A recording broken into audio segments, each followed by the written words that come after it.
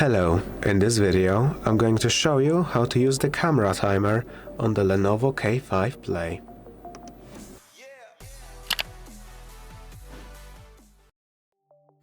To begin, you want to enter the camera app. Now, among the options at the top of the screen, you will see this little clock.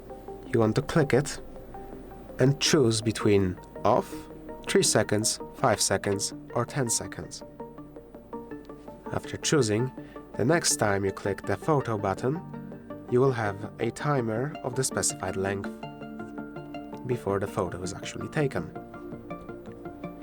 If this video has been helpful to you, please consider subscribing, leave a like and a comment down below.